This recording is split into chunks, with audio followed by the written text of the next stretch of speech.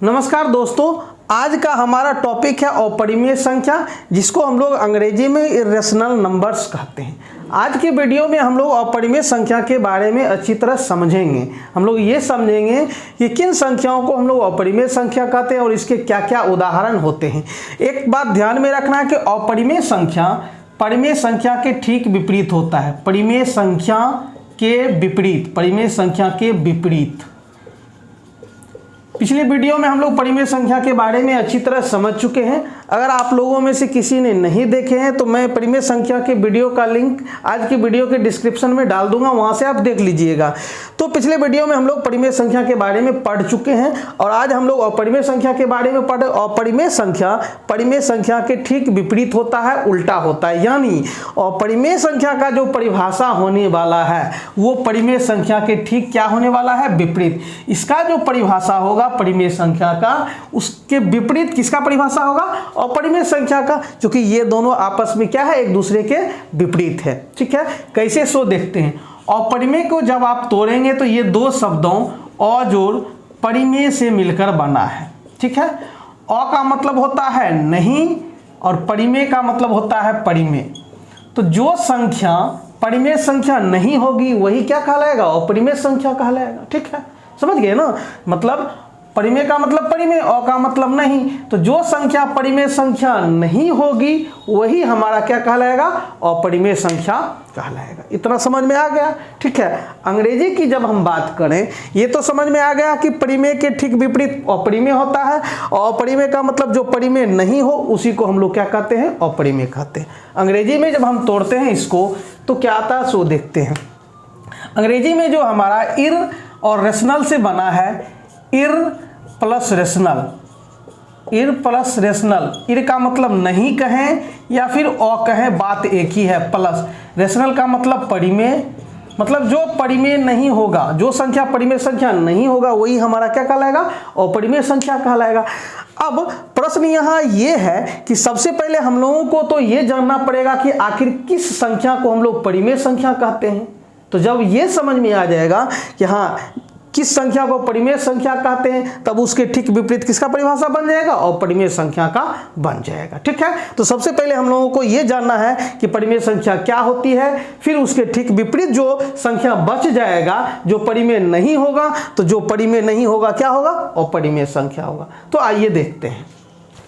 ठीक है, तो हम लोग सबसे पहले परिमेय संख्या के बारे में समझते हैं। परिमेय के बारे में हम लोगों ने देखा था, परिमेय संख्या, परिमेय संख्या के बारे में हम लोग ये देखे थे कि वैसी संख्या को हम लोग परिमेय संख्या कहते हैं जिसको p बटा q के रूप में लिखा जा सकता है, लेकिन p भी पूर्णांक होना चाहिए, q भी पूर्णांक होना चाहिए और नीचे का जो है वो कभी 0 के बराबर नहीं होना चाहिए। ये हम लोग पढ़ चुके हैं।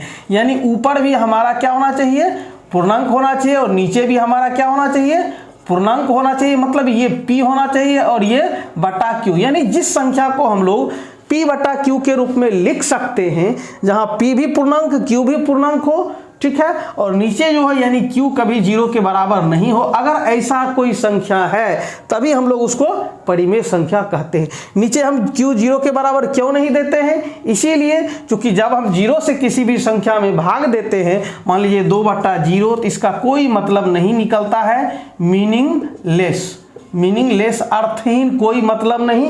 और जिसका कोई मतलब नहीं होता है हम लोग उसको नहीं पढ़ते। यानी यूं कहे ये अपरिभाषित होता है। अपरिभाषित का मतलब ये परिभाषित नहीं होता, इसलिए नीचे में 0 रखा नहीं जाता है। इसलिए हमारा जो परिभाषा था परिमेय संख्या का कि वैसी संख्या को हम लोग परिमेय संख्या कहते हैं जिसे p बटा q के रूप में लिखा जा सकता है, जहां p भी पूर्णांक है और q भी पूर्णांक है। पूर्णांक का मतलब हुआ कि हम लोग पूर्णांक किसको कहते थे, 0 प्लस माइनस 1 को, प्लस माइनस 2 को, प्लस माइनस 3 को, प्लस माइनस 4 को, प्लस माइनस 5 को, यही चलता रहेगा प्लस माइनस अनंत तक। तो ये हमारा क्या हो गया, पूर्णांक हो गया। ऊपर में भी इन सभी संख्याओं में से कोई भी हो सकता है, प्लस में भी माइनस में भी, नीचे भी हो सकता है, लेकिन नीचे कभी 0 के बराबर नहीं होगा। ठीक है, तो परिभाषा हमारा जो परिमेय का बनता है, क्या बना कि जिस संख्या को हम लोग p बटा q के रूप में लिख सकते हैं, क्या कर सकते हैं, लिख सकते हैं, किसके रूप में, p बटा q के रूप में, जहां q जो है आपका नीचे का जो है 0 के बराबर नहीं होना चाहिए, तो उसी को हम लोग परिमेय कहेंगे। और परिमेय किसको कहेंगे, तो अपरिमेय संख्या यानी इसके ठीक विपरीत इसको लिख सकते हैं P बटा Q के रूप में।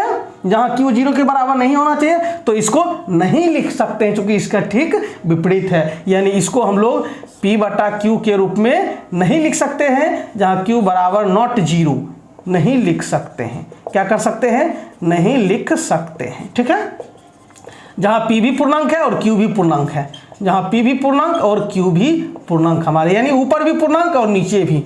तो कहने का मतलब जिस संख्या को P बटा Q के रूप में लिख सकते हैं, जहां P भी पूर्णांक Q भी पूर्णांक और Q बराबर नॉट 0, तो वो परिमेय। और जिस संख्या को हम लोग P बटा Q के रूप में नहीं लिख सकते हैं, जहां P भी पूर्णांक, ऊपर का भी पूर्णांक, नीचे का भी पूर्णांक और नीचे का यानी Q 0 के बराबर नहीं हो, तो उसको हम लोग अपरिमेय संख्या कहते हैं।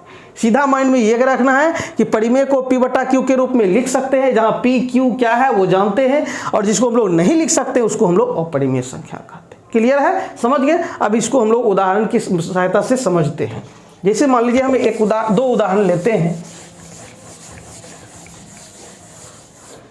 हम यहाँ 2 और √2 की बात करते हैं। ठीक है, अब ये हमारा परिमेय है कि अपरिमेय है वो समझते हैं, फिर उसके बारे में समझते हैं कि ये परिमेय है या अपरिमेय। 2 को हम लोग बटा के रूप में लिखने का प्रयास करते हैं, तो 2 को क्या लिख सकते हैं? 2 बटा 1।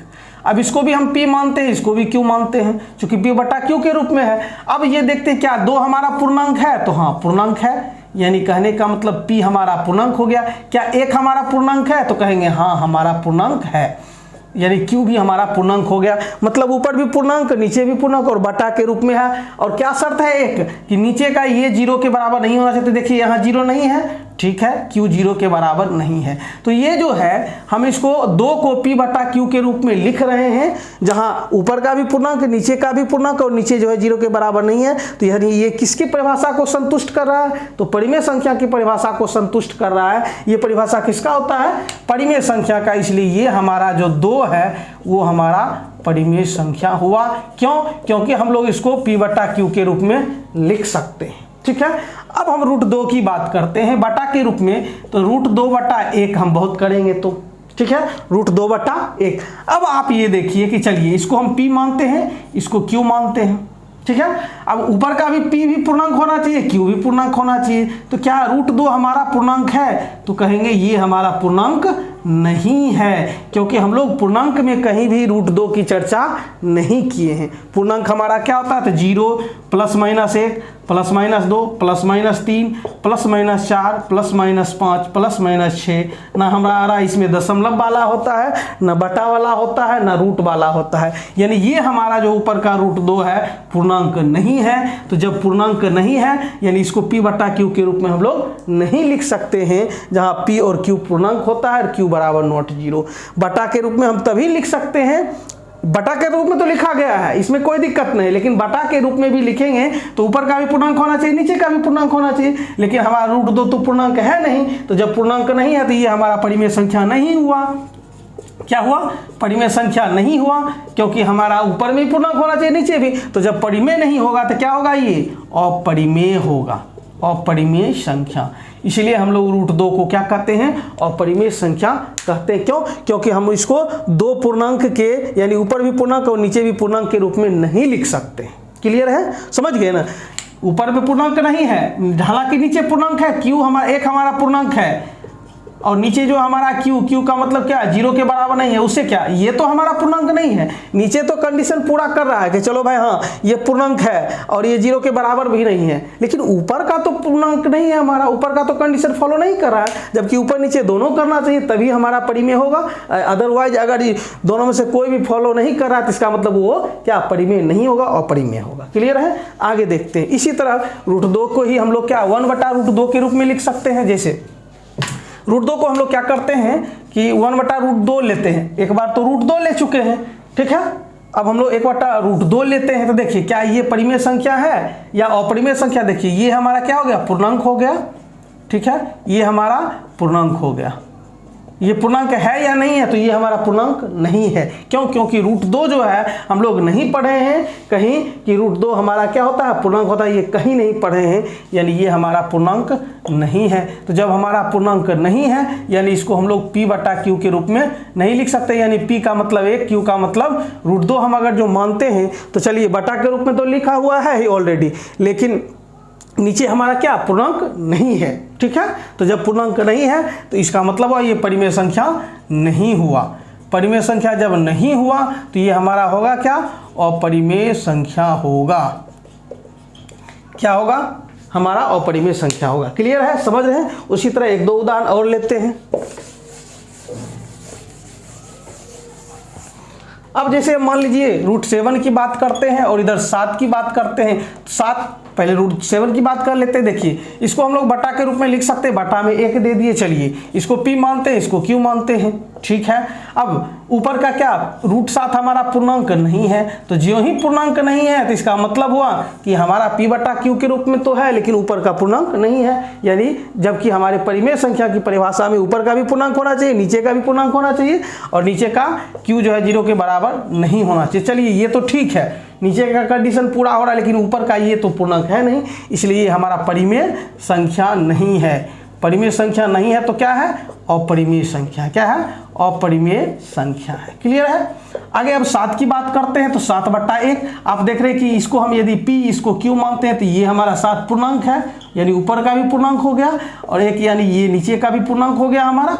ठीक है, और ये हमारा ये जो है q जो है 0 के बराबर नहीं है, तो यानी ये हमारा क्या हो गया, परिमेय संख्या हो गया। क्या हो गया, परिमेय संख्या। इसका मतलब हुआ कि √7 जो है हमारा और परिमेय संख्या है, जबकि 7 जो है हमारा परिमेय संख्या। क्यों, क्योंकि 7 को p/q के यानी 2 पूर्णांक के भागफल के रूप में लिख सकते हैं, जबकि इसको 2 पूर्णांक के भागफल के रूप में नहीं लिख सकते।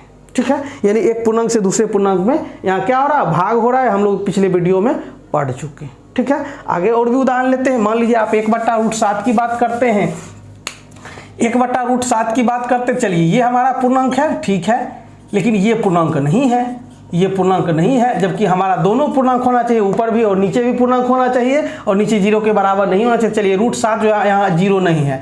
ठीक है, लेकिन ये तो पूर्णांक है नहीं, पूर्णांक नहीं है, इसका मतलब ये क्या हो गया, परिमेय संख्या नहीं है। परिमेय संख्या नहीं है तो क्या है, ये अपरिमेय संख्या है। क्या है, अपरिमेय संख्या। क्लियर है। चलिए ये समझ गए। लेकिन अब हम लोग क्या देख रहे हैं कि जितने भी रूट वाली संख्या है, हम लोग अभी जो देखे 2 उदाहरण, उसमें रूट वाली संख्या क्या हो रही है, अपरिमेय संख्या हो रही है। ठीक है, समझ रहे हैं। लेकिन क्या सारे रूट वाली संख्या जो है अपरिमेय संख्या हो सकती है, अब वो हम लोग देखते हैं। देखिए जैसे मान लीजिए √9 की बात करेंगे तो क्या ये अपरिमेय संख्या होगा, तो चलिए एक आता है इसमें पूर्ण वर्ग। क्या होता है, पूर्ण वर्ग। पूर्ण वर्ग का मतलब होता है पूरा वर्ग। जैसे आप लोग पढ़े होंगे, जैसे हम 2 का पूरा वर्ग निकालें, यानी 2 का स्क्वायर तो कितना होता है, 2 × 2 = 4। ठीक है, यानी 2 का स्क्वायर जो हुआ वो क्या हो गया, 4। तो ये जो 4 जो आया है आपका, ये क्या है, वर्ग है, पूर्ण वर्ग है। किसका वर्ग है ये, तो 2 का वर्ग है। क्या है, 2 का वर्ग है। 4 जो है 2 का वर्ग है। समझ गए ना, 4 जो है क्या है, 2 का वर्ग है। तो 2 का वर्ग जो है कितना हुआ, 4 हुआ। ठीक है, अब 4 का हम यानी अब इसका वर्गमूल जब हम निकालेंगे, यानी 2 का वर्ग 4 हुआ, 2 का वर्ग क्या हुआ, 4 हुआ। लेकिन इसका जब आप वर्गमूल निकालेंगे, वर्गमूल 4 का यानी √4 का मान निकालेंगे तो कितना आता है, 2 आता है। ये आप समझते हैं। ठीक है, 2 का वर्ग कितना हुआ, 4 हुआ, और 4 का वर्गमूल कितना हुआ, 2। दोनों एक दूसरे के क्या होता है, यानी दोनों एक दूसरे से जुड़ा हुआ होता है। जैसे मान लीजिए एक तरफ से क्या पिताजी हैं तो दूसरे तरफ से पुत्र होगा या पुत्री होगी। तो उसी तरह है कि 2 का वर्ग यदि 4 हो रहा है तो 4 का वर्गमूल निश्चित है, कितना होगा, 2 होगा। तो यही हमारा ये √9 जो होता है ये किसका वर्ग होता है, तो 3 का वर्ग होता है, क्योंकि 3 का स्क्वायर मतलब क्या होता है, 9 होता है। यानी 9 का वर्गमूल निकल सकता है, कितना होता है, 3 होता है। यानी इसको जो है रूट से मुक्ति मिल गया। ठीक है, अब ये हमारा क्या हो गया, नहीं कुछ तो बटा में 1, तो ये भी हमारा पूर्णांक हो गया और ये भी हमारा क्या हो गया, पूर्णांक हो गया। और जब 2 पूर्णांक के रूप में आ गया, नीचे देख रहे हैं आप ये एक जो है यानी ये q और ये p, यानी q हमारा 0 के बराबर नहीं है, यानी ये हमारा कौन सा संख्या हो गया, परिमेय संख्या हो गया। उसी तरह है, मान लीजिए रूट अंडर 16, तो 16 किसका वर्ग होता है? 4 का वर्ग होता है, यानी 16 का वर्गमूल कितना होगा? 4 होगा। तो ये भी हमारा परिमेय संख्या होगा। जैसे रूट अंडर 25 की बात करते हैं, तो 25 किसका वर्ग होता है? 5 का, यानी 25 का वर्गमूल कितना होता है? 5 होता है। तो अब ये कहना गलत होगा कि रूट वाली जितनी भी संख्याएं होती है वो सब अपरिमेय संख्या होती है, ये गलत है। आप देखें रूट वाली संख्या ये परिमेय हो रहा है, क्यों? क्योंकि इसका पूरा वर्गमूल निकल पा रहा है, यानी ये किसी ना किसी संख्या का पूरा क्या है? पूर्ण वर्ग है। लेकिन यदि हम रूट 7 की बात करते हैं तो 7 किसी भी संख्या का पूर्ण वर्ग नहीं है, यानी 7 का पूरा वर्गमूल नहीं आ पाएगा। ठीक है, वर्गमूल तो इसका निकलेगा, लेकिन ये किसी संख्या का पूर्ण वर्ग नहीं है। इसका क्या वर्गमूल दशमलव में निकलेगा, लेकिन हमको दशमलव से मतलब नहीं है। इसका वर्गमूल तभी निकालेंगे पूरा जब तक ये किसी न किसी संख्या का पूर्ण वर्ग नहीं है। तो 7 किसी का पूर्ण वर्ग नहीं है, तो निश्चित है ये क्या होगा? अपरिमेय संख्या होगा। क्यों? क्योंकि इसको रूट से मुक्ति मिलने वाली नहीं है। अगर मिलेगी भी तो दशमलव में जाएगा, जबकि ये जो है 16 जो है ये किसी न किसी संख्या का पूर्ण वर्ग है, पूरा निकल गया, इसलिए ये हमारा क्या बन गया?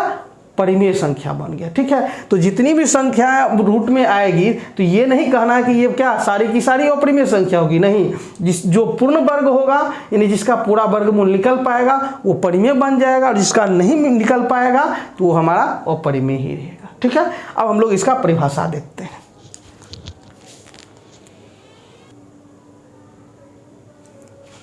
अब हम लोग इसका परिभाषा समझते हैं।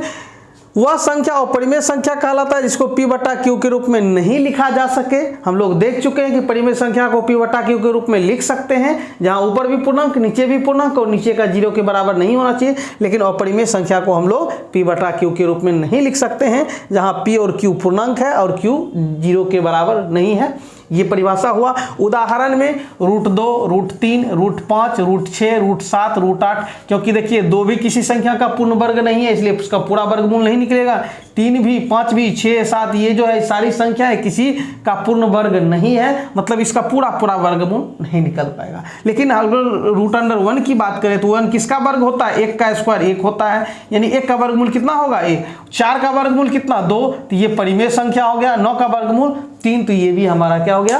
परिमेय। ये सारी संख्या परिमेय संख्या है। अगले वीडियो में हम लोग वास्तविक संख्या के साथ मिलते हैं।